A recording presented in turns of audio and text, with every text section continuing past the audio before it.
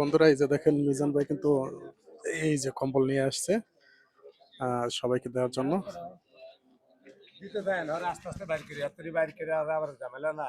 মিজান ভাই কত লাগে নিয়ে আসছেন?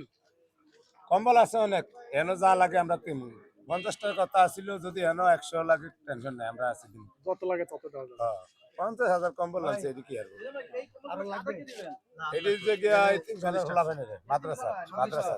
হ্যাঁ 40 জন এইভাবে কি প্রতিনিয়ত দিয়ে যাবেন আপনারা কম্বল? হ্যাঁ 50,000 কম্বল আছে, এদিন এক মাস ধরে দিলেও তো সব শেষ হবে না আল্লাহর রহমতে। ভাইয়া আমরা কুড়িগ্রাম যাব, পঞ্চগড় যাব, রংপুর যাব, নীলফামারী যাব, ওই পাশে ঠান্ডা যেখানে পড়ে সব জায়গায় যাব। এখানে আমাদের আসার কোনো প্ল্যান ছিল না, কিন্তু দু একদিনের মধ্যেই রিসেন্টলি হচ্ছে এই মাদ্রাসা থেকে আমাদের একটা আবেদন আসে মেইলে যে এই বাচ্চার এতিমখানা, ওরা খুব কষ্টে আছে, শীতে নাকি ওরা ফ্লোরে ঘুমায়, ওদের একটা কম্বল কেনার টাকাও ওদের নাই, ওরা খুব গরিব। এই আবেদনটা আমরা পাই, পরে এটা কথা বলে জানতে পারি নাকি ওনারা খুব অভাবে আছে, কম্বল কিনতে পারতেছে না।